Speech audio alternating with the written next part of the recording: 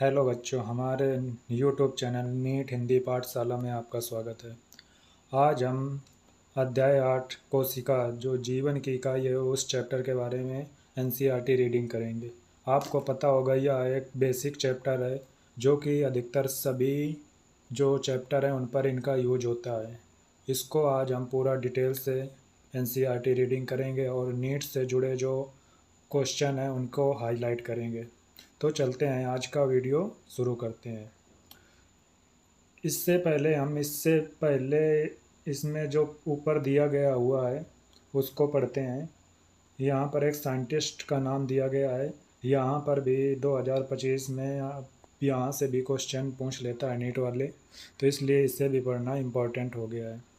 लिखा है, चलो इसको पढ़ते हैं। जी.एन. रामाचंद्रन प्रोटीन संरचना के क्षेत्र में एक उत्कृष्ट व्यक्तित्व थे तथा Madras school of formational analysis of biopolymer के स्थापक थे।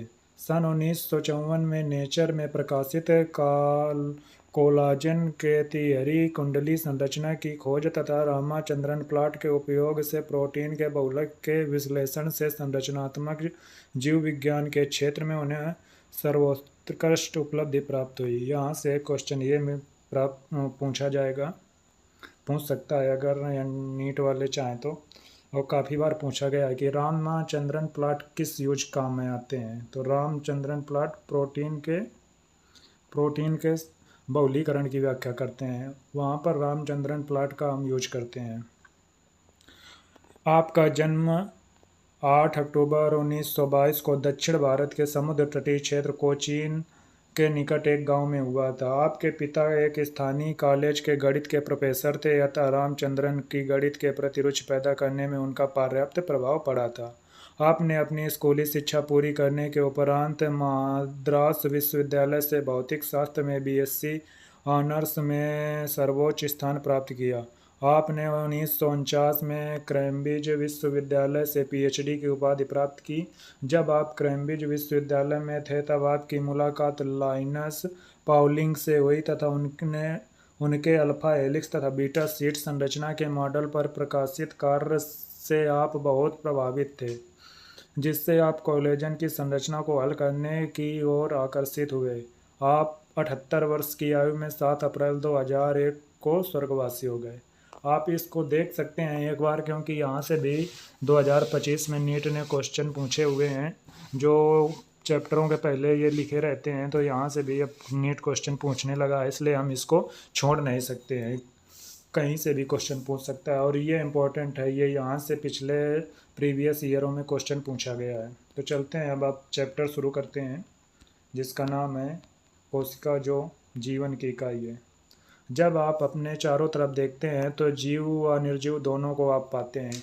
आप अवश्य आश्चर्य करते होंगे कि अपने आप से पूछते होंगे कि ऐसा क्या है जिस कारण से जीव जीव कहलाते हैं और निर्जीव जीव नहीं हो सकते हैं। इस जिज्ञासा का उत्तर तो केवल यही हो सकता है कि जीवन की आधारभूत इकाई जीव कोशिका की उपस्थित एवं अनुपस्थित है। यहाँ से बनता है कि जिन जीव और निर्जीव को किस आधार पर अलग किया गया है। तो ये दिया गया है, जीवन की आधारभूत इकाई जीव कोशिका की उपस्थिति एवं अनुपस्थिति ही है। इसके आधार पर आप इसे वो कर सकते हैं, इसी के आधार पर सजीव और निर्जीव की पहचान होती है। सभी जीवधारी कोशिकाओं से बने होते हैं। इनमें से कुछ जीव एक कोशिका के बने होते हैं जिन्हें एक कोशिकीय जीव कहते हैं, जबकि दूसरे हमारे जैसे अनेक कोशिकाओं से मिलकर बने होते हैं उन्हें बहुकोशिकीय जीव कहते हैं। जिनमें केवल एक सिंगल सेल पाई जाती है उन्हें एक कोशिकीय जीव कहते हैं। जिनका शरीर एक से अधिक कोशिकाओं से मिलकर बना होता है उन्हें बहुकोशिकीय जीव कहते हैं, जैसे हमारा शरीर। ये कह रहा है यहाँ पर। कोशिका क्या है? कोशिका जीवधारी स्वतंत्र जीवन यापन व जीवन के सभी आवश्यक कार्य करने में सक्षम होती है। कोशिकीय जीवधारी जो होते हैं वो स्वतंत्र जीवन यापन करते हैं, पहला नंबर। दूसरा, जीवन के सभी आवश्यक कार्य करने में सक्षम होते हैं। कोशिका के बिना किसी का भी स्वतंत्र जीवन अस्तित्व नहीं हो सकता है। इस कारण जीव के लिए कोशिका ही मूलभूत से संरचनात्मक व क्रियात्मक इकाई होती है। ये यहाँ से नीट में क्वेश्चन आया हुआ है कि कोशिका क्या होती है किसी जीव के लिए। तो कोशिका मूलभूत से संरचनात्मक व क्रियात्मक इकाई होती है, इसे हाईलाइट कर लीजिए। अब आगे पढ़ते हैं। एंटोन वाल लुइवेनहॉक जो एक वैज्ञानिक है, ने पहली बार कोशिका को देखा था। एंटोन वाल लुइवेनहॉक ने सर्वप्रथम जीवित कोशिका को इन्होंने देखा था। आपको ये पता होना चाहिए, इन्होंने जीवित कोशिका का अध्ययन किया था। मृत कोशिका की खोज किसने की थी? रॉबर्ट हुक ने की थी, ये याद रखना। एंटोन वाल लुइवेनहॉक ने कैसी कोशिका को देखा था? पहली बार जीवित कोशिका को। आप जीवित कोशिका यहाँ पर नोट कर सकते हैं, जीवित कोशिका को इन्होंने देखा था। रॉबर्ट ब्राउन ने बाद में केंद्रक की खोज की। केंद्रक की खोज किसने की? रॉबर्ट ब्राउन ने, ये याद रखिए, इंपॉर्टेंट है। सूक्ष्मदर्शी की खोज के बाद में इनके सुधार के बाद फ्रेजन ट्रांस के इलेक्ट्रॉन सूक्ष्मदर्शी द्वारा कोशिका की विस्तृत संरचना का अध्ययन संभव हो सका। आगे पढ़ते हैं। कोशिका सिद्धांत। सन 1838 ईस्वी में जर्मनी के वनस्पति वैज्ञानिक मैथियस स्लाइडन ने, अब वो नीट वाले क्वेश्चन पूछते हैं कि ये जो ये मैथियस स्लाइडन थे वो कहाँ के थे? वो जर्मनी के और कौन से वैज्ञानिक थे? वनस्पति वैज्ञानिक थे। ये यहाँ से क्वेश्चन पूछता है। बहुत सारे पौधों के अध्ययन के बाद पाया कि पौधे विभिन्न प्रकार की कोशिकाओं से मिलकर बने होते हैं जो पौधे में ऊतकों का निर्माण करते हैं। आपको पता होगा बहुत सी कोशिकाएं मिलकर ऊतकों का निर्माण करती हैं, वही लिखा गया है। लगभग इसी समय एक दूसरे वैज्ञानिक थे जो कि 1839 में एक ब्रिटिश प्राणी वैज्ञानिक, यहाँ पर एनसीईआरटी करेक्शन की है, जो कि हिंदी मीडियम में नहीं करेक्शन हुआ है, इंग्लिश मीडियम में हुआ है, कि ये जो ब्रिटिश लिखा हुआ है, ब्रिटिश के जगह हो इंग्लिश वाली एनसीईआरटी में जर्मनी ही है। तो जर्मन के प्राणी वैज्ञानिक थे, ये याद रखना। ये अपने एनसीईआरटी में सही कर लीजिए, ब्रिटिश नहीं है, वहाँ पर जर्मनी हो गया है। आप चाहे तो इंग्लिश वाली एनसीईआरटी को देख सकते हैं। तो क्या हो जाएगा? लगभग इसी समय 1839 में एक जर्मन प्राणी वैज्ञानिक, जूलॉजिस्ट, जर्मन के प्राणी वैज्ञानिक थे, दोनों ही जर्मनी के थे। अब करेक्शन हो गया, ध्यान रखना, ये इंपॉर्टेंट है, मार्क कर लीजिए। थियोडर स्वान ने विभिन्न जंतु कोशिका का अध्ययन किया। वो कौन थे? मैथियस स्लाइडन थे, वनस्पति वैज्ञानिक, और ये कौन थे? थियोडर स्वान, ये थे जंतु वैज्ञानिक, ये याद रखना। अध्ययन के बाद पाया कि कोशिकाओं के बाहर एक पतली परत मिलती है जिसे आज हम जीव द्रव्य झिल्ली कहते हैं। अब वो पूछेगा कि जीव द्रव्य झिल्ली की खोज किसने की थी? यहाँ से अच्छा सवाल बनता है। जीव द्रव्य झिल्ली की खोज किसने की थी? थियोडर स्वान ने की थी। जीव द्रव्य झिल्ली सेल मेम्ब्रेन बोलते हैं, यहाँ से नीट में क्वेश्चन आया हुआ है। इस वैज्ञानिक ने पादप ऊतकों के अध्ययन के बाद पाया कि पादप कोशिका में कोशिका भित्ति मिलती है। पादप कोशिका में कोशिका भित्ति के बारे में किसने बताया था? किसने बताया था? थियोडर स्वान ने। ये पादप कोशिका में कोशिका भित्ति मिलती है, यह इनकी विशेषता है, ये याद मार्क कर लीजिए, ये पैराग्राफ बहुत इंपॉर्टेंट है। जो मैथियस स्लाइडन थे उन्होंने केवल पादप कोशिका का अध्ययन किया था, लेकिन जो स्वान थे, थियोडर स्वान, इन्होंने पादप व जंतु कोशिका दोनों का अध्ययन किया था। उपरोक्त आधार पर स्वान ने अपनी परिकल्पना रखते हुए बताया कि प्राणी और वनस्पतियों का शरीर कोशिका और कोशिका उत्पाद का बना होता है। कोशिका और कोशिका उत्पाद का बना होता है, किसने बताया था? स्वान ने बताया था। कोशिका उत्पाद का मतलब क्या होता है? कोशिका के उत्पाद होते हैं ऊतक, कोशिका उत्पाद का मतलब ऊतक होता है। स्लाइडन व स्वान ने संयुक्त रूप से कोशिका सिद्धांत को प्रतिपादित किया। मोस्ट इंपॉर्टेंट, पिछले साल मतलब प्रीवियस ईयर में क्वेश्चन यहाँ से आ चुका है कि कोशिका सिद्धांत को किसने दिया था? स्लाइडन व स्वान ने संयुक्त रूप से प्रतिपादित किया था। ठीक है, ये याद रखिए। यद्यपि इनका सिद्धांत यह बताने में असफल रहा कि नई कोशिकाओं का निर्माण कैसे होता है। यहाँ से भी क्वेश्चन पूछता है कि इनका सिद्धांत किस प्रकार अपर्याप्त सिद्ध हो रहा था, तो वो ये नहीं बता पा रहे थे कि नई कोशिकाओं का निर्माण कैसे होता है। फिर इसके बाद पहली बार रुडोल्फ विर्चो 1855 में स्पष्ट किया कि कोशिका विभाजित होती हैं और नई कोशिकाओं का निर्माण पूर्व स्थित कोशिकाओं के विभाजन से होता है। उन्होंने इसके लिए ओमनिस सेलुला कहा था। ये इंपॉर्टेंट है, यहाँ से पूछा गया है कि किसने बताया कि कोशिका विभाजित होती हैं? रुडोल्फ विर्चो ने। और सन भी पूछता है, इस सन किस सन में बताया था? 1855 ईस्वी में। और उन्होंने क्या नाम दिया? ओमनिस सेलुला। इसको भी पूछता है कि ओमनिस सेलुला किसने कहा था? अपने रुडोल्फ विर्चो ने कहा था सन 1855 ईस्वी में। इन्होंने स्लाइडन और स्वान की परिकल्पना को रूपांतरित किया। यह भी नीट में क्वेश्चन पूछा गया है कि कोशिका सिद्धांत का रूपांतरण किसने किया था। तो कोशिका सिद्धांत का रूपांतरण किसने किया था? रुडोल्फ विर्चो ने।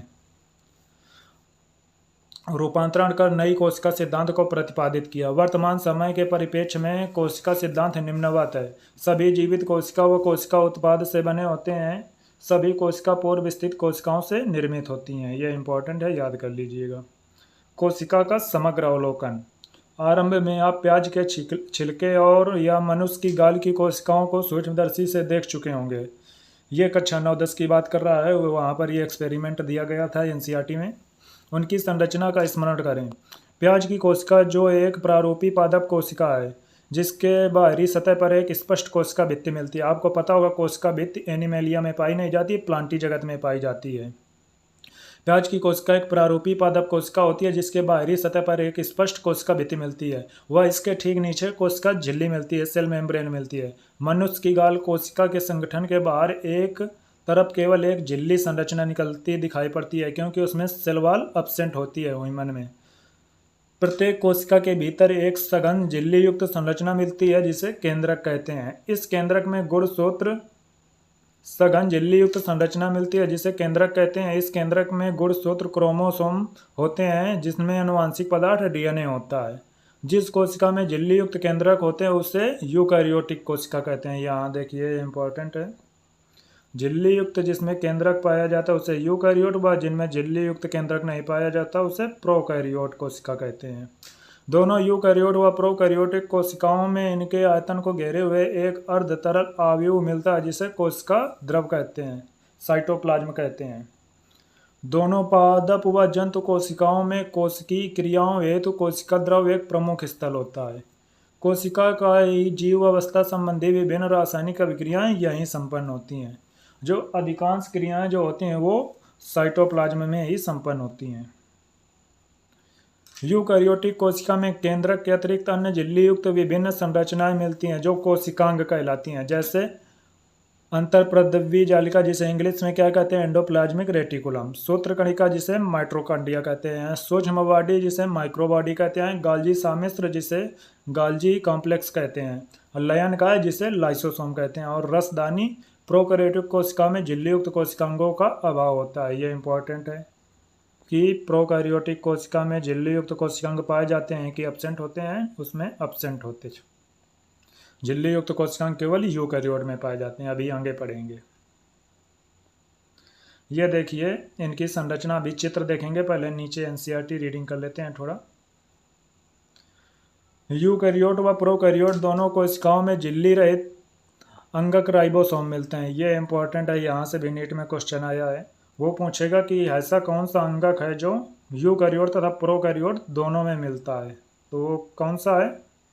यूकैरियोट व प्रोकैरियोट में मिलता है वो है राइबोसोम। और ये कैसा होता है? ये झिल्ली रहित होता है, झिल्ली एब्सेंट होती है। झिल्ली रहित दो अंगक हमारे उसमें पाए जाते हैं कोशिकाओं में, एक तो केंद्रिका होती है और दूसरा क्या होता है? ये राइबोसोम होता है। और आगे बढ़ते हैं। कोशिका के भीतर राइबोसोम केवल कोशिका द्रव्य ही नहीं बल्कि दो अंगक हरित लवक पौधे में व सूत्रकणिका व खुरदरी अंतःप्रद्रव्य जालिका में पाए जाते हैं। एनसीईआरटी यहाँ पर यह कहना चाहती है कि जो राइबोसोम होते हैं वो केवल साइटोप्लाज्म में ही नहीं पाए जाते बल्कि दो अंगकों और हरित लवक में पौधों में पाए जाते हैं। और हमारे शरीर ह्यूमन सेल में जो होती है सूत्रकणिका जिसे माइटोकॉन्ड्रिया कहते हैं, वह खुरदरी एंडोप्लाज्मिक रेटिकुलम जिसे रफ एंडोप्लाज्मिक रेटिकुलम कहते हैं, वहाँ पर भी ये दोनों पाए जाते हैं। ठीक है, आगे पढ़ते हैं। जंतु कोशिकाओं में झिल्ली रहित तारक काय केंद्रक जैसे अन्य अंगक मिलते हैं जो कोशिका विभाजन में सहायक होते हैं। ये इंपॉर्टेंट है। ये जो तारक काय होता है ये जंतु कोशिका में मिलता है, पादप कोशिका में नहीं मिलता है। और काय में सहायक होता है, कोशिका विभाजन में सहायक होता है। ठीक है, इंपॉर्टेंट है ये। कोशिका माप तथा व आकार की दृष्टि से काफ़ी भिन्न होती है। कोशिका माप व आकार की दृष्टि से कैसी होती है? काफ़ी भिन्न होती है। आगे पढ़ते हैं, क्या कह रहा है? उदाहरण, सबसे छोटी कोशिका माइक्रोप्लाज्मा होती है। आपको पता होगा सबसे छोटी कोशिका माइक्रोप्लाज्मा है जो कि बिना ऑक्सीजन के भी जीवित रह सकती है और इसमें सेल वॉल एब्सेंट होता है, कोशिका भित्ति एब्सेंट होती है। सबसे छोटी कोशिका माइक्रोप्लाज्मा 0.3 माइक्रोमीटर लंबाई की, जबकि जीवाणु बैक्टीरिया में 3 से 5 माइक्रोमीटर की होती है। पृथक की गई सबसे बड़ी कोशिका शुतुरमुर्ग के अंडे के समान है। कहना चाहता है जो पृथक की गई सबसे बड़ी कोशिका शुतुरमुर्ग का अंडा ही होता है, क्योंकि शुतुरमुर्ग का अंडा केवल एक सेल से बना होता है। बहुकोशिकीय जीवधारियों में मनुष्य की लाल रक्त कोशिकाओं का व्यास 7 माइक्रोमीटर का होता है। ये इम्पोर्टेंट है कि जो हमारी आरबीसी पाई जाती है उसका व्यास कितना होता है, उसका व्यास होता है,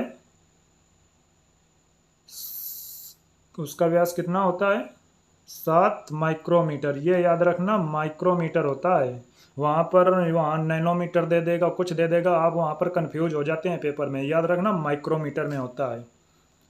अब आप कमेंट करके बताइए कि 1 माइक्रोमीटर बराबर कितने मीटर होते हैं। तंत्रिका कोशिकाएं सबसे लंबी कोशिकाएं होती हैं। ये बिंबाकार, बहुभुजी, स्तंभी, घनाकार, धागे की तरह या असमाकृत की हो सकती हैं। कोशिकाओं के रूप में उनके कार्य के अनुसार भिन्न हो सकते हैं। कोशिकाओं के रूप उनके कार्य के अनुसार भिन्न हो सकते हैं। सबसे लंबी कोशिका कौन सी होती है? सबसे बड़ी कोशिका तो शुतुरमुर्ग का अंडा हो गया, और सबसे लंबी कोशिका कौन सी होती है? सबसे लंबी कोशिका होती है अपनी तंत्रिका कोशिका। ठीक है, आगे बढ़ते हैं। अब ये चित्र देखिए, दिए गए हैं, चित्र को पहले देख लेते हैं। ठीक, ये पहला वाला आरबीसी का है। क्या है? पहला वाला आरबीसी का है। आरबीसी कैसी होती है? गोल और द्विअवतल होती है, बाइकॉनकेव होती है। और ये दूसरा वाला डब्ल्यूबीसी का है, जो अमीबाकृत की होती है, अमीबॉइड आकृति की होती है। ये डब्ल्यूबीसी है। इसके बाद ये दिया गया है स्तंभाकार उपकला कोशिकाएं होती है, लंबी व सक्रिय होती हैं। ठीक है, ये हो गया। ये सबसे लंबी कोशिका हो गई। सबसे बड़ी कोशिका याद रखना शुतुरमुर्ग का अंडा होता है, और सबसे लंबी कोशिकाएं न्यूरॉन सेल होती हैं, जो शाखित व लंबी होती हैं। कैसी होती हैं? शाखित व लंबी होती हैं।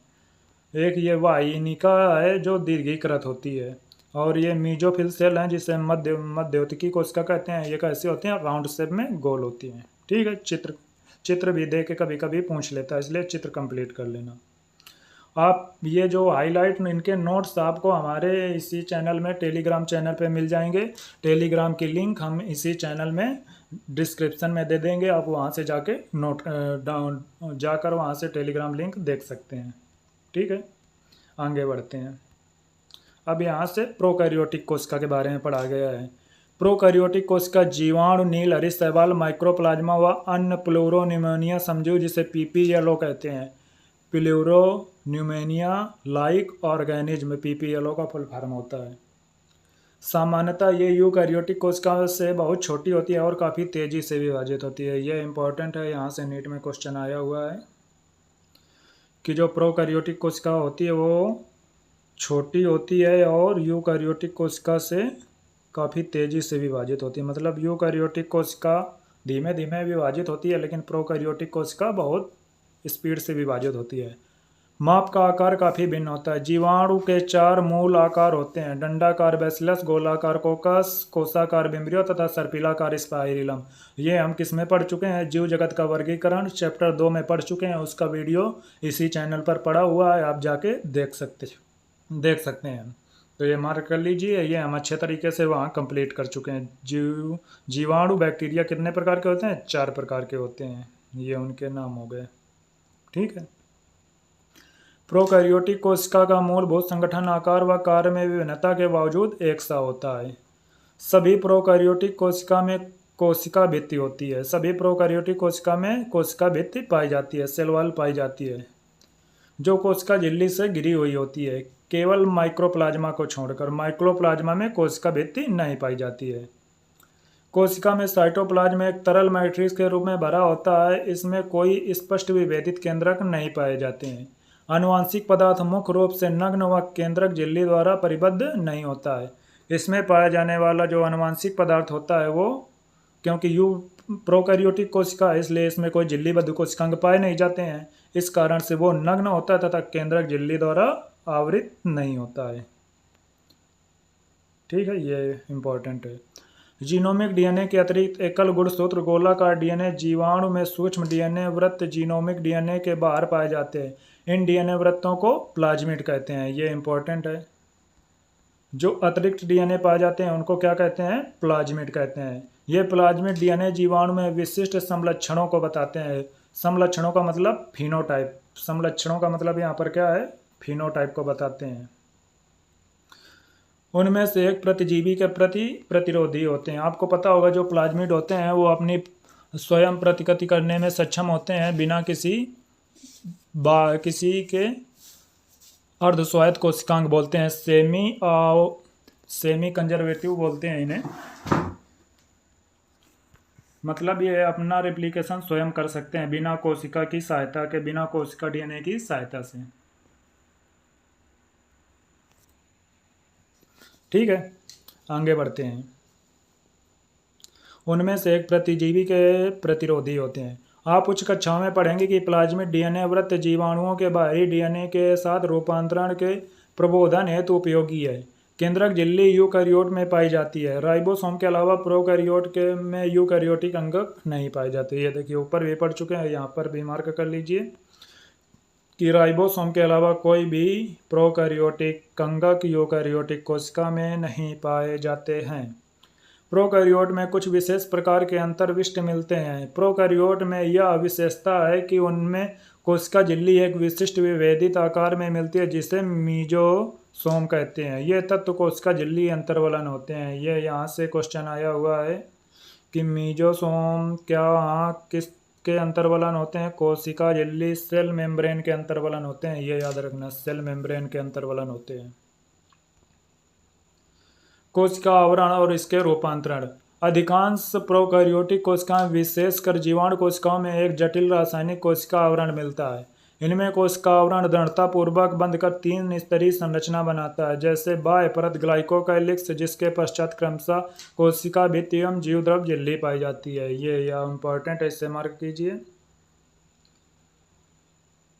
कि जीवाणु कोशिका में 3 कोशिकीय आवरण होता है। कौन कौन से होते हैं? सबसे बाहर ग्लाइकोकैलिक्स पाया जाता है, उसके बाद क्या पाया जाता है? उसके बाद सेल वॉल पाई जाती है, फिर उसके बाद पाया जाता है सेल मेम्ब्रेन। यद्यपि आवरण के प्रत्येक परत का कार्य भिन्न है, पर यह तीनों मिलकर एक सुरक्षा इकाई बनाते हैं। तीनों का कार्य अपना अपना अलग अलग है, लेकिन ये एक साथ तीनों मिलकर क्या करते हैं? कोशिका की सुरक्षा करते हैं। ये इंपॉर्टेंट है, ध्यान रखना। जीवाणुओं को उनकी कोशिका आवरण में विभिन्नता व ग्राम द्वारा विकसित अभिरंजन विधि के प्रति विभिन्न व्यवहार के कारण 2 श्रेणियों में वर्गीकृत किया गया है। जो ग्राम अभिरंजित होते हैं उन्हें ग्राम धनात्मक एवं अन्य जो अभिरंजित नहीं होते हैं उन्हें ग्राम ऋणात्मक कहते हैं। आगे पढ़ते हैं।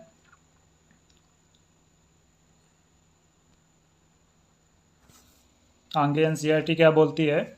ग्लाइकोकैलिक्स विभिन्न जीवाणुओं में रचना एवं मोटाई में भिन्न होते हैं। कुछ में यह ढीली अच्छद होते हैं जिसे औपंक परत कहते हैं। औपंक परत को इंग्लिश में क्या बोलते हैं? Slime layer. जो ये ढीली अच्छद होती है उसे स्लाइम लेयर बोलते हैं। वह दूसरी या मोटी व कठोर आवरण के रूप में हो सकती है जिसे संपुटिका, जिसे इंग्लिश में क्या बोलते हैं? कैप्सूल बोलते हैं। कोशिका भित्ति कोशिका के आकार का निर्धारण करती है। ये इंपॉर्टेंट है। कोशिका भित्ति के काम क्या क्या होते हैं? कोशिका भित्ति जो होती है कोशिका के आकार का निर्धारण करती है। वह सशक्त संरचनात्मक भूमिका प्रदान करती है जो जीवाणु को फटने तथा निपातित होने से बचाते हैं। फटने तथा निपातित होने का अर्थ क्या होता है? निपातित होने को इंग्लिश में बोलते हैं कोलैप्स। कोलैप्स का मतलब सिकुड़ने से बचाती है। ठीक है।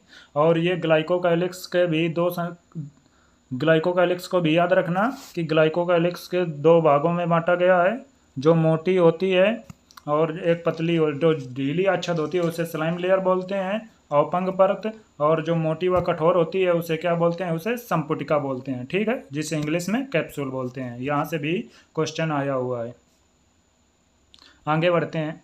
जीवद्रव झिल्लिका, जिसे क्या बोलते हैं? सेल मेम्ब्रेन, प्रकृति में वर्णात्मक होती है और इसके द्वारा कोशिका बाह्य वातावरण में संपर्क बनाए रखने में सक्षम होती है।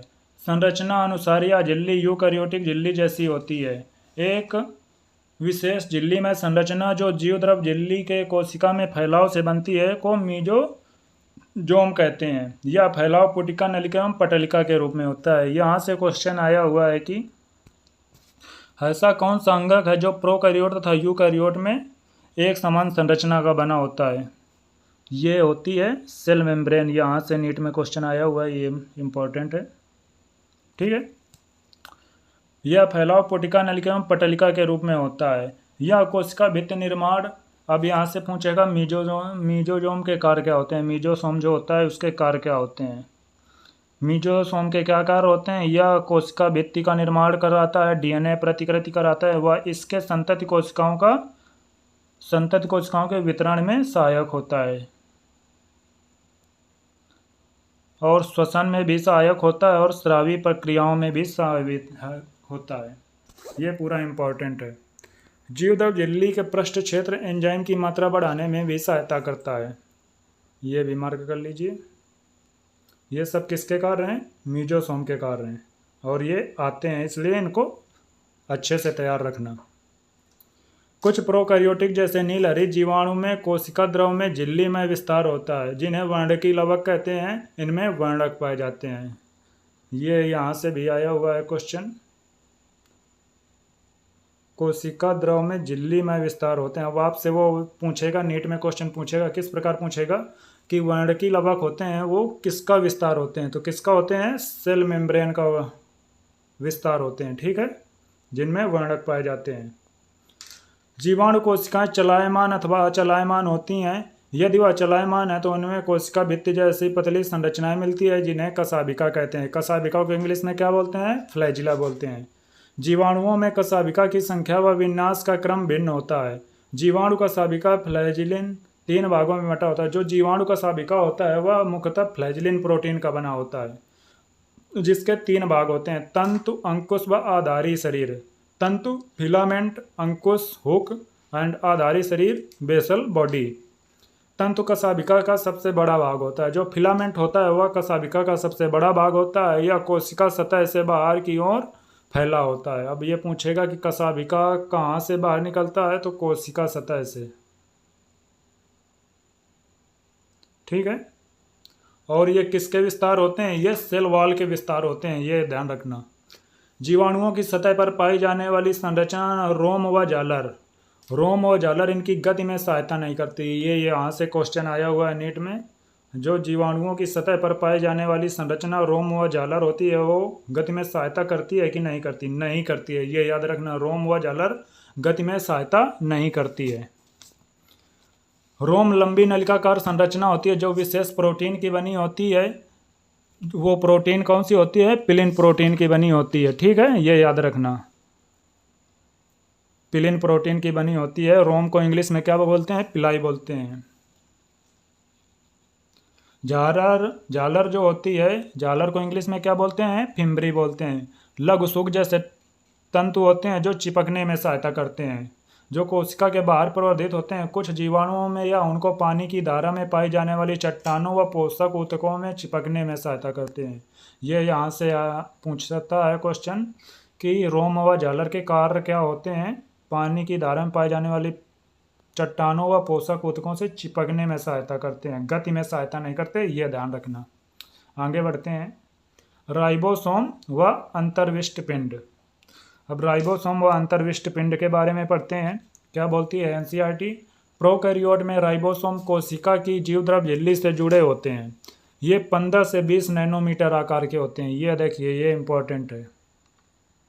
अभी तक तो माइक्रोमीटर बोल रहा था, लेकिन यहाँ एनसीईआरटी नैनोमीटर बोल रहा है। 15 से 20 नैनोमीटर के होते हैं, नैनोमीटर। आप कमेंट करके बताना 1 नैनोमीटर बराबर कितने मीटर होते हैं। ठीक। राइबोसोम 2 उप इकाइयों की बनी होती है, 50S व 30S। ये दोनों मिलकर कितने एस राइबोसोम को बनाती हैं, 70S राइबोसोम को मिलकर बनाती हैं। 80S में क्या होता है, 60 और 40S राइबोसोम उप इकाइयाँ होती हैं। राइबोसोम के ऊपर प्रोटीन संश्लेषित होती है। बहुत से राइबोसोम एक संदेशवाहक आरएनए से संबद्ध होकर एक श्रृंखला बनाते हैं, जिसे बहुसोम या अथवा बहुसूत्र कहते हैं। ये यहाँ से नीट में क्वेश्चन आया हुआ है। पॉलीसोम किसे कहते हैं, बहुसूत्र या पॉलीसोम किसे कहते हैं, जब बहुत से राइबोसोम एक संदेशवाहक आरएनए क्या होते हैं, मैसेंजर आरएनए, जिसे mRNA बोलते हैं, जब उसमें एक श्रृंखला के रूप में लग जाते हैं तो उसे बहुराइबोसोम अथवा बहुसूत्र कहते हैं। कैसा कहने का मतलब इसका क्या है कि ऐसे ये mRNA होता है और इस पर राइबोसोम ऐसे बीच बीच में ऐसे ऐसे लग जाते हैं, ठीक है, ये इस प्रकार से, तो इसे पॉलीसोम बोलते हैं। समझ में आ गया? ठीक है, आगे बढ़ते हैं।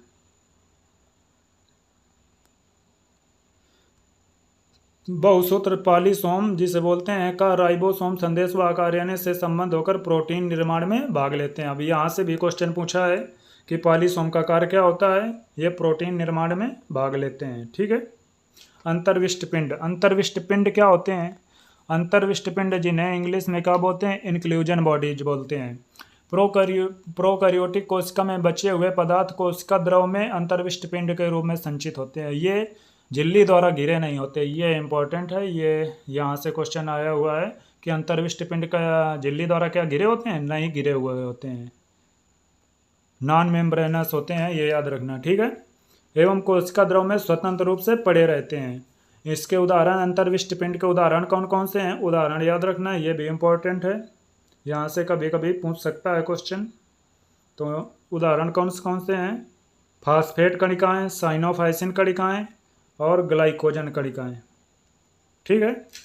गैस रसदानी नील हरित शैवाल और हरी प्रकाश संश्लेषी जीवाणुओं में मिलते हैं। जो गैस रसदानी होती है नील हरित बैगनी और हरी प्रकाश संश्लेषी जीवाणुओं में पाया जाता है गैस रसदानी, ये भी याद रखना है। आगे बढ़ते हैं। यहाँ पर कुछ कोशिकाओं की संरचना दी गई थी, उनको याद रखना। ये देखिए, ये प्रोकैरियोट प्रारूपिक समीप केंद्रिक कोशिका है, ये समीप केंद्रिक कोशिका का चित्र है। और ये विषाणु है, ये विषाणु है, ये इनकी आकार कितना होता है वो दिया गया है। ये पीपीएलओ होता है जो लगभग 0.1 माइक्रोमीटर का होता है। पीपीएलओ कितना होता है, 0.1 माइक्रोमीटर का, ठीक है। और एक प्रारूपिक जीवाणु कितना होता है, 1 से 2 माइक्रोमीटर का होता है, ठीक है। ये चित्र भी याद रखना। आगे बढ़ते हैं।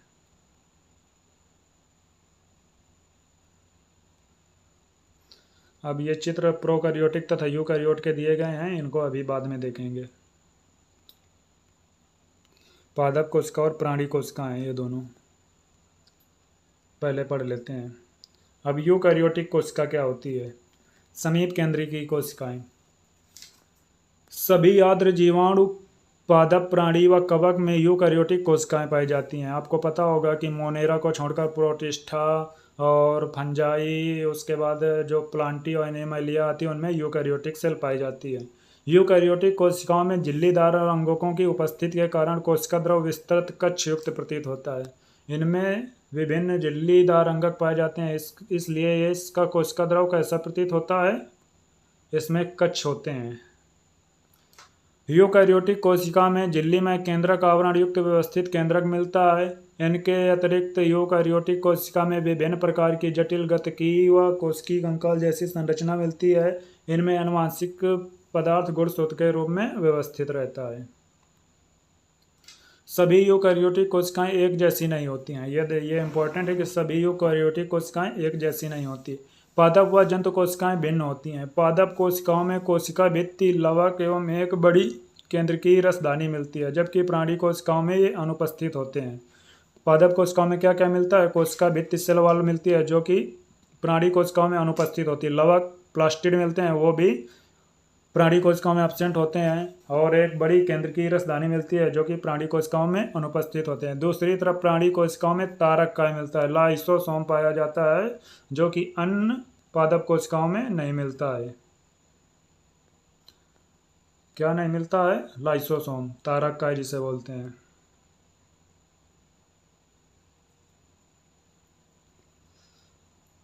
तारक काय मिलता है जो लगभग सभी पादप कोशिकाओं में अनुपस्थित होता है। तारक काय को इंग्लिश में क्या बोलते हैं, सेंट्रियोसोम बोलते हैं। तारक काय को सेंट्रियोसोम बोलते हैं, ठीक है। लयन काय को लाइसोसोम बोलते हैं, तारक काय को सेंट्रियोसोम बोलते हैं। सभी पादप कोशिकाओं में अनुपस्थित होता है। आइए अब प्रत्येक कोशिकीय अंगक की संरचना व कार्यविधि का अध्ययन करते हैं।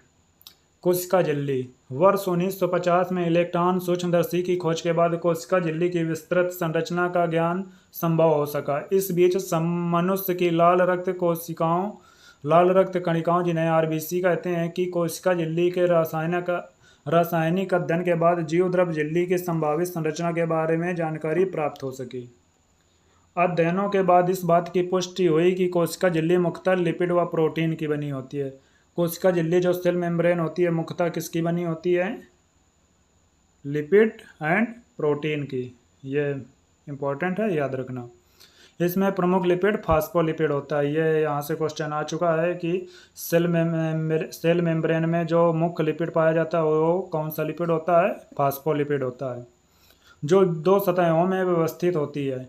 लिपिड झिल्ली के अंदर व्यवस्थित होते हैं, जिसकी ध्रुवीय सिरा बाहर की ओर व जलभीरु पुच्छ सिरा अंदर की ओर होता है। जो ध्रुवीय पोलर सिरा होता है वो बाहर की ओर होता है, जिसे सिर हेड बोलते हैं। और जलभीरु का मतलब हाइड्रोफोबिक, जो जल के प्रति संवेदनशील होता है, जल से नफरत करता है, उसे जलभीरु हाइड्रोफोबिक बोलते हैं। जो पूंछ होता है वो अंदर की ओर होता है। इससे सुनिश्चित होता है कि संतृप्त हाइड्रोकार्बन से बनी हुई अध्रुवीय पुच्छ जलीय वातावरण से सुरक्षित रहती है। इसके अतिरिक्त फास्फोलिपिड झिल्ली में कोलेस्ट्रॉल भी होता है। फास्फोलिपिड झिल्ली के में क्या पाया जाता है? कोलेस्ट्रॉल भी पाया जाता है। बाद में जैव रासायनिक अनुसंधानों से यह स्पष्ट हो गया कि कोशिका झिल्ली में प्रोटीन व कार्बोहाइड्रेट पाया जाता है। विभिन्न कोशिका में प्रोटीन व लिपिड का अनुपात भिन्न भिन्न होता है।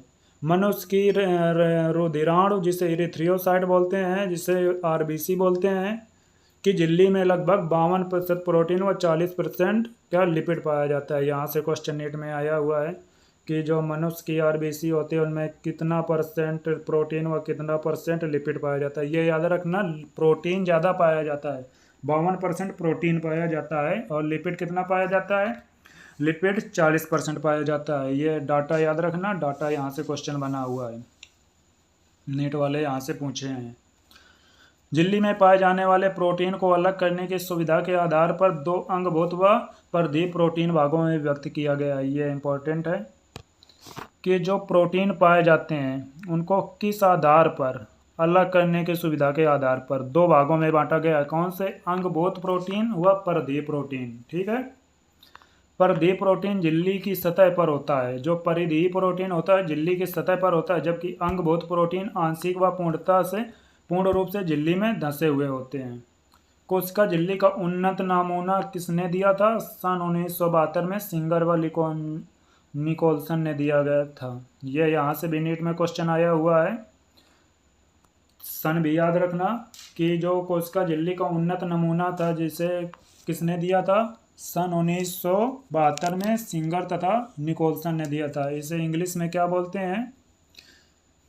इसे इंग्लिश में फ्लूइड मोज़ेक मॉडल बोलते हैं, जो आगे लिखा गया है, जिसे तरल क्रिमीय नमूना बोलते हैं। इसे तरल क्रिमीय नमूना को इंग्लिश में क्या बोलते हैं? फ्लूइड मोज़ेक मॉडल बोलते हैं। ठीक है। तरल क्रिमीय नमूना के रूप में व्यापक रूप से स्वीकार कर लिया गया है। इसके अनुसार लिपिड के अर्धतलीय प्रकृति के कारण फास्फोलिपिड द्विसतह के भीतर प्रोटीन पार्श्विक गति करते हैं। झिल्ली के भीतर गति करने की क्षमता उसकी तरलता पर निर्भर होती है। यहाँ पर क्या एनसीईआरटी कहना चाह रही है? यहाँ पर एनसीईआरटी बोल रही है कि जो लिपिड के अर्धतरल प्रकृति के कारण फास्फोलिपिड द्विसतह के भीतर जो प्रोटीन पार्श्व गति करते हैं, जो प्रोटीन उसके अंदर गति करते हैं, मूवमेंट करते हैं, वो किसके कारण करते हैं?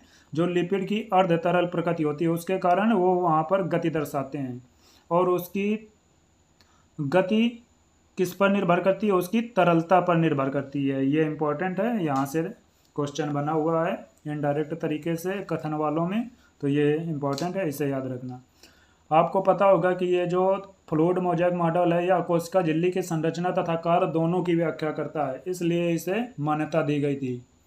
यह कोशिका झिल्ली का सबसे उन्नत तथा सर्वमान्य प्रारूप है। और सन याद रखना, और किसने दिया था? 1972 में सिंगर तथा निकोलसन द्वारा प्रतिपादित किया गया था। ठीक है, आगे बढ़ते हैं। आगे क्या बोलती है एनसीईआरटी? यह देखिए, वह एक तरल क्रिमीय नमूना दिया गया है, इसके बारे में देखते हैं। यहाँ पर ये देखिए, ये जो है अंगभूत प्रोटीन है। कौन सी प्रोटीन है? अंगभूत प्रोटीन है। ये अंगभूत प्रोटीन है, ये आंशिक व पूर्ण रूप से इसमें धंसी रहती है।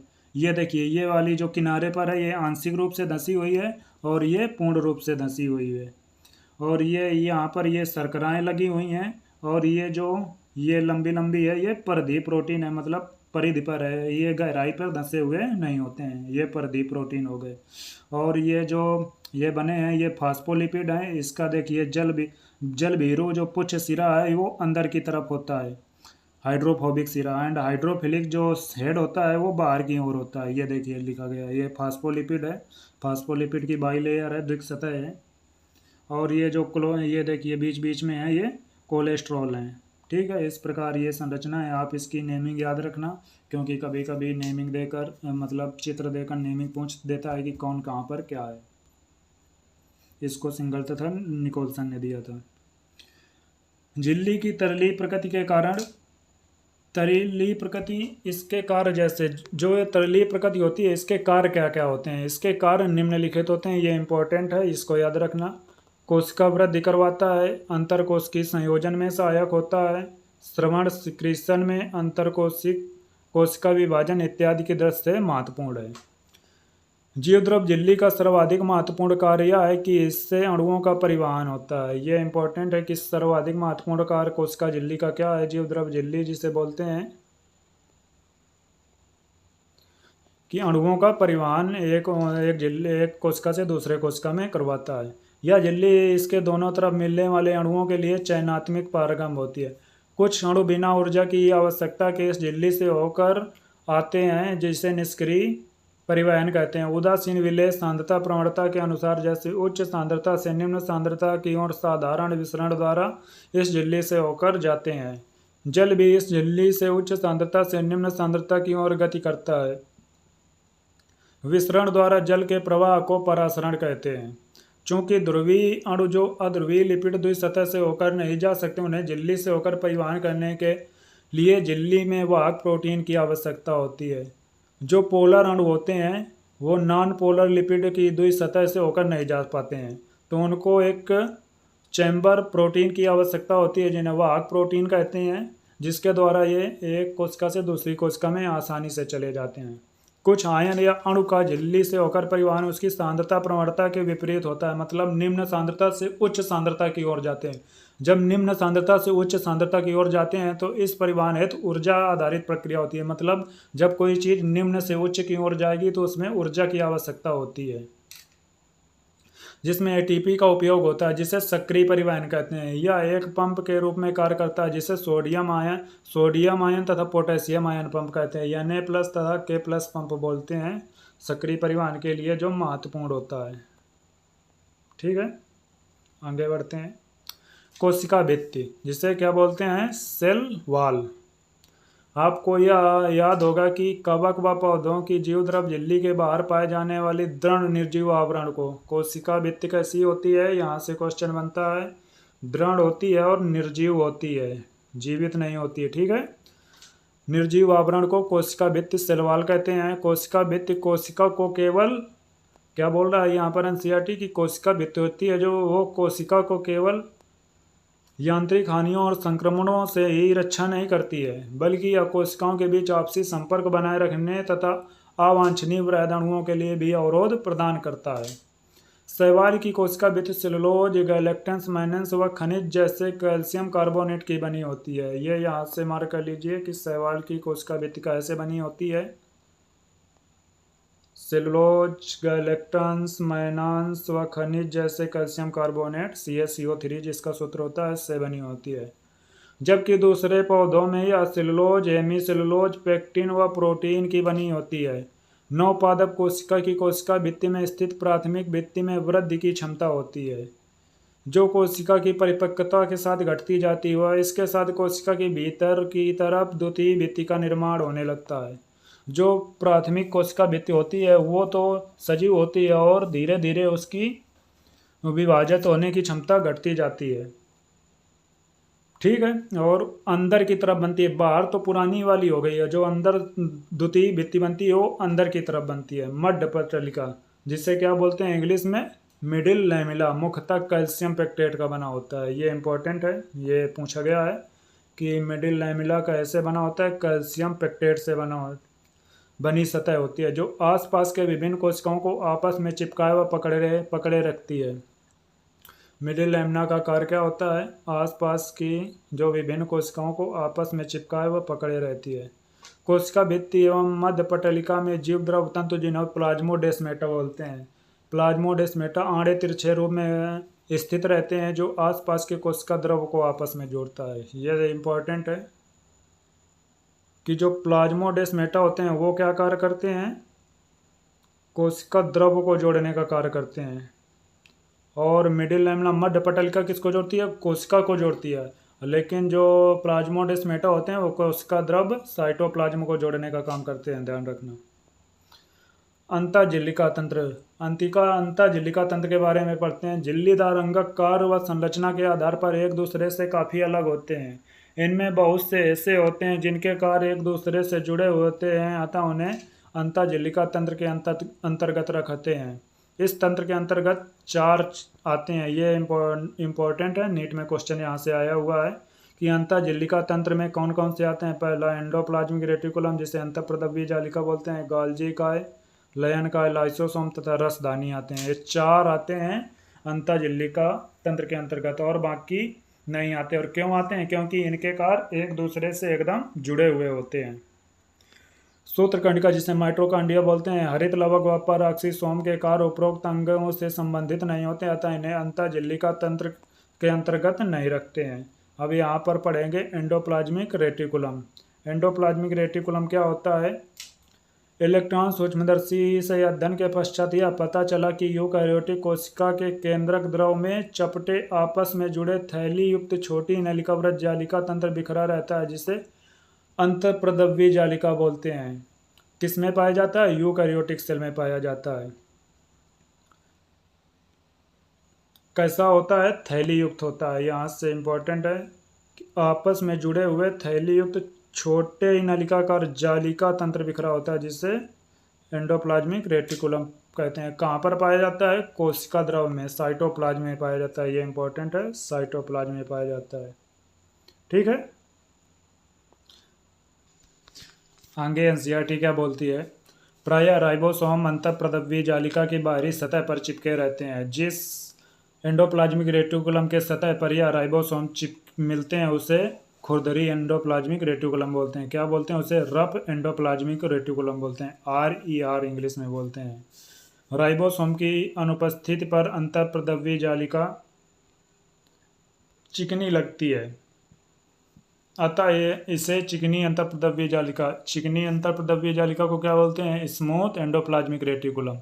जो कोशिकाएं प्रोटीन संश्लेषण एवं श्रावण में सक्रिय भाग लेती हैं उसे उनमें खुरदरी अंतःप्रदव्य जालिका बहुतायत मिलती है। ये इंपॉर्टेंट है, नीट में पूछा गया है कथन कारण वाले सवालों में कि जो कोशिकाएं होती हैं प्रोटीन संश्लेषण एवं श्रावण में सक्रिय भाग लेती हैं और उनमें कौन सी एंडोप्लाज्मिक रेटिकुलम पाई जाती है, खुरदरी रफ एंडोप्लाज्मिक रेटिकुलम बहुतायत मतलब अधिक मात्रा में मिलती है।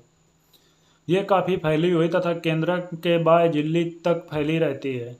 चिकनी अंतःप्रदव्य जालिका प्राणियों में लिपिड संश्लेषण के मुख्य स्थल होते हैं। लिपिड की भांति स्टेरॉयडल हार्मोन चिकनी अंतःप्रदव्य जालिका में मिलते हैं। यह भी इम्पोर्टेंट है कि जो चिकनी अंतःप्रदव्य जालिका होती है वो उसका क्या कार्य होता है, लिपिड संश्लेषण का मुख्य स्थल होता है। लिपिड के भांति जो स्टेरॉयडल हार्मोन होते हैं वो भी चिकनी अंतःप्रदव्य जालिका में पाए जाते हैं। अब गाल्जी उपकरण, जो गाल्जी कॉम्प्लेक्स होता है उसके बारे में पढ़ेंगे। इसके बारे में एनसीईआरटी ने क्या लिखा है, कैमिलो गाल्जी ने 1898 में पहली बार केंद्रक के पास घनी रंजित जालिकाव्रत संरचना तंत्रिका कोशिका में देखी थी। ये इम्पोर्टेंट है कि किसने देखा था, कैमिलो गाल्जी ने सन 1898 में। कहाँ पर देखा था, केंद्रक के पास घनी रंजित जालिकाव्रत संरचना कौन सी कोशिका में देखी थी, तंत्रिका कोशिका में देखी थी, ये ध्यान रखना, जिन्हें बाद में उनके नाम पर गाल्जी काय कहा गया। चित्र दिया गया 8.6 में, अभी चित्र को देखेंगे। यह बहुत सारी चपटी डिस्क आकार की थैली या कुंड से मिलकर बनी होती है जिनका व्यास कितना होता है, 0.5 माइक्रोमीटर से 1 माइक्रोमीटर का होता है। ये व्यास भी याद रखिएगा कितना होता है, 0.5 माइक्रोमीटर से 1 माइक्रोमीटर का होता है। ये एक दूसरे के समांतर देयर के रूप में मिलते हैं जिसे जालिकाएं कहते हैं। गाल्जी-काय में कुंडों की संख्या अलग अलग होती है। गाल्जी कुंड केंद्रक के पास सकेंद्रित व्यवस्थित होते हैं जिनमें निर्माणकारी सतह, जिसे शीर्ष सतह कहते हैं, वह परिपक्व सतह जो उत्तलातल होती है उसे क्या कहते हैं, ट्रांस सतह कहते हैं, होती है। अंगक शीर्ष व ट्रांस सतह पूर्णतः अलग होते हैं। ये देखिए इंपॉर्टेंट है कि जो शीर्ष व ट्रांस सतह होती हैं वो अलग होती हैं लेकिन आपस में जुड़े रहते हैं। गाल्जी काय का मुख्य कार्य क्या होता है? गाल्जी काय का मुख्य कार्य द्रव को संवेष्टित कर अंतरकोशिकीय लक्ष्य तक पहुंचाना होता है। ये इंपॉर्टेंट है कि गाल्जी काय का मुख्य कार्य क्या होता है। मुख्य कार्य क्या होता है? द्रव को संवेष्टित कर का मतलब क्या होता है? पैकेजिंग करके उसे दूसरे अंतरकोशिकीय लक्ष्य अंगों तक पहुंचाना होता है। मतलब जो कोई वस्तु है उसको पैकेजिंग करने का काम कौन करता है? गाल्जी काय करता है। संवेष्टित करने का मतलब है पैकेजिंग करना, पैकेजिंग करके उसे अंतरकोशिकीय लक्ष्य अंग तक पहुंचाता है। यह कोशिका के बाहर श्रवण करता है। संवेष्टित पैकेजिंग द्रव अंतर्पदवी जालिका से पुटिका के रूप में गाल्जी काय के शीर्ष सिरे से संगठित होकर परिपक्व सतह की ओर गति करते हैं। इससे स्पष्ट है कि गाल्जी काय का अंतर्पदवी जालिका से निकटतम संबंध है, इसलिए ये अंतःजालिका तंत्र के में आते हैं। अंतःपदवी जालिका पर उपस्थित राइबोसोम द्वारा प्रोटीन का संश्लेषण होता है। जो एंडोप्लाज्मिक रेटिकुलम पर उपस्थित राइबोसोम होते हैं उससे किसका संश्लेषण होता है? प्रोटीन का संश्लेषण होता है, जो गाल्जी काय के ट्रांस सिरे से निकलने से पूर्व इसके कुंड में रूपांतरित हो जाते हैं। गाल्जी काय ग्लाइकोप्रोटीन व ग्लाइकोलिपिड के निर्माण का प्रमुख स्थल होता है। मोस्ट इंपॉर्टेंट नीट में क्वेश्चन आया हुआ है यहाँ से कि गाल्जी काय ग्लाइकोजन व प्रोटीन व ग्लाइकोलिपिड निर्माण का प्रमुख स्थल होता है। ग्लाइकोप्रोटीन और ग्लाइकोलिपिड के निर्माण का प्रमुख स्थल कौन सा होता है? गाल्जी काय होता है। ठीक है, ये आया हुआ है नीट में, इंपॉर्टेंट है, मार्क कर लीजिएगा। अब लयन काय लाइसोसोम के बारे में पढ़ते हैं। लाइसोसोम क्या बोलता है? यह झिल्ली पुटिका संरचना होती है जो संवेष्टित विधि द्वारा गाल्जी काय में बनते हैं। पैकेजिंग विधि द्वारा कहाँ पर बनते हैं? गाल्जी काय में बनते हैं। पृथकीकृत लयन काय पुटिका के सभी प्रकार की जल अपघटनीय एंजाइम जैसे हाइड्रोलेज, लाइपेसेज, प्रोटीएजेज तथा कार्बोहाइड्रेजेज मिलते हैं जो अम्लीय परिस्थितियों में सर्वाधिक सक्रिय होते हैं। यहाँ से फिर नीट में क्वेश्चन आया हुआ है कि जो लाइसोसोम पर मिलने वाले विभिन्न प्रकार के जल अपघटनीय एंजाइम होते हैं, कौन से एंजाइम होते हैं? जल अपघटनीय एंजाइम होते हैं। जल अपघटनीय एंजाइम कहाँ पर मिलते हैं? जल अपघटनीय एंजाइम मुख्य रूप से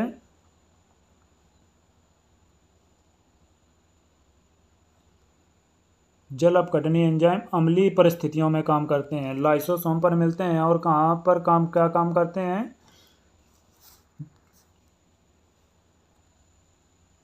ये अम्लीय पीएच पर सर्वाधिक सक्रिय होते हैं। एंजाइम जो होते हैं कार्बोहाइड्रेट, प्रोटीन, लिपिड, न्यूक्लिक अम्ल आदि के पाचन में सक्षम होते हैं। ये इंपॉर्टेंट है, याद रखना। अब इसके बाद पढ़ते हैं किसके बारे में? रसदानी, जिसे वैक्यूल इंग्लिश में बोलते हैं। कोशिका द्रव में झिल्ली द्वारा घिरी जगह को रसदानी कहते हैं, वैक्यूल बोलते हैं। इनमें पानी, रस, उत्सर्जित पदार्थ व अन्य उत्पाद जो कोशिका के लिए उपयोगी नहीं हैं भी इनमें मिलते हैं।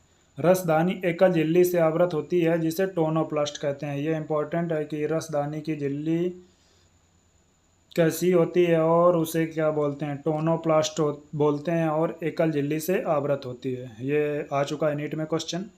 पादप कोशिकाओं में यह कोशिका का 90% स्थान घेरती है। पादप कोशिकाओं में कोशिका का 90% स्थान वैक्यूल द्वारा ही घिरा होता है। पौधों में बहुत से आयन व दूसरे पदार्थ सांद्रता प्रवणता के विपरीत टीनोप्लास्ट से होकर रसदानी में अभिगमित होते हैं। इस कारण से इसकी सांद्रता रसदानी में कोशिका द्रव की अपेक्षा काफ़ी अधिक होती है।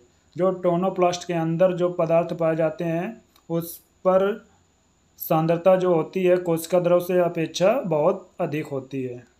आगे बढ़ते हैं। अमीबा में संकुचनशील रसदानी उत्सर्जन के लिए महत्वपूर्ण है। ये भी इंपॉर्टेंट है, यहाँ से भी क्वेश्चन बन सकता है कि अमीबा में जो संकुचनशील रसदानी होती है वो किसके लिए महत्वपूर्ण होती है? उत्सर्जन कराती है। बहुत सारी कोशिकाओं में आज जैसे आर्द्र जीवों में खाद्य रसदानी का निर्माण खाद्य पदार्थों को निगलने के लिए होता है। ये भी इम्पोर्टेंट है, इसको भी मार्क कीजिए कि जैसे आर्द्र जीवों में खाद्य रसदानी का निर्माण किससे लिए होता है, खाद्य पदार्थों को निगलने के लिए। कोशिका जीवन की इकाई का भाग 1 कंप्लीट किया है। अगले वीडियो में इसका भाग 2 देखेंगे।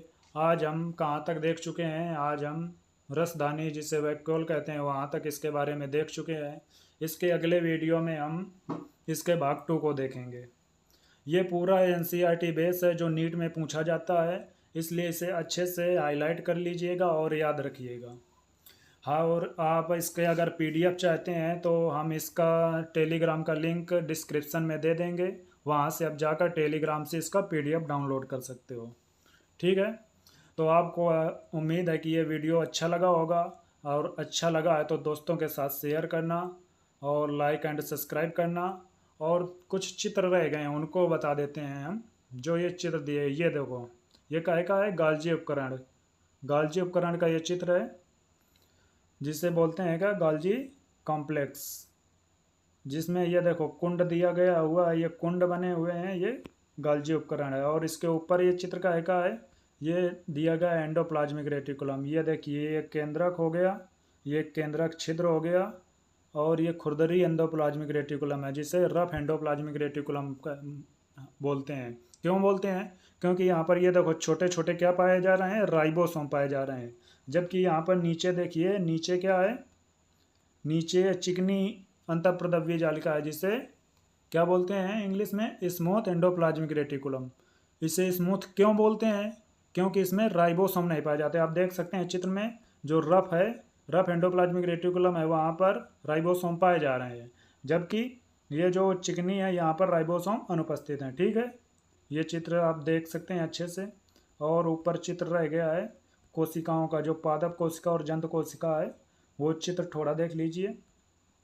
ये देखिए नीचे वाली ये पादप कोशिका है, इसमें मुख्य अंतर क्या है, ये जो लयन का है, लाइसोसोम जिसे बोलते हैं, ये सिर्फ पादप कोशिकाओं में ये देखने को नहीं मिलता है। किस में देखने को मिलता है, जंतु कोशिकाओं में। ये तारक का है और लयन का है, मुख्यतः जंतु कोशिकाओं में देखने को मिलते हैं, पादप कोशिकाओं में देखने को नहीं मिलते। इसके विपरीत जो ये पादप कोशिका होती है उसमें क्या क्या अलग होता है, इसमें देखो सबसे पहले तो ये देखने को मिलता है कोशिका भित्ति। कोशिका भित्ति पादप कोशिकाओं में देखने को मिलती है। और क्या देखने को मिलता है, बस यही इम्पोर्टेंट है, थोड़ा थोड़ा याद कर लीजिए। और एक बार चित्र को देख लीजिए। और ये जो हरित लवक हैं ये भी पादप प्राणी कोशिकाओं में नहीं देखने को मिलते। ठीक है, ये इम्पोर्टेंट है, इसे मार्क रखना। ये दो चीज़ें उसमें देखने को नहीं मिलती हैं। और राइबोसोम तो आपको पता है दोनों में पाए जाते हैं। और रसदानी भी देखने को नहीं मिलती है। इसमें प्राणी कोशिकाओं में छोटी रसदानी देखने को मिलती है तो, और नहीं तो एब्सेंट रहती है। इस प्रकार ये दोनों चित्र आप देख सकते हैं। ठीक है, आप इस प्रकार इसे देख सकते हैं।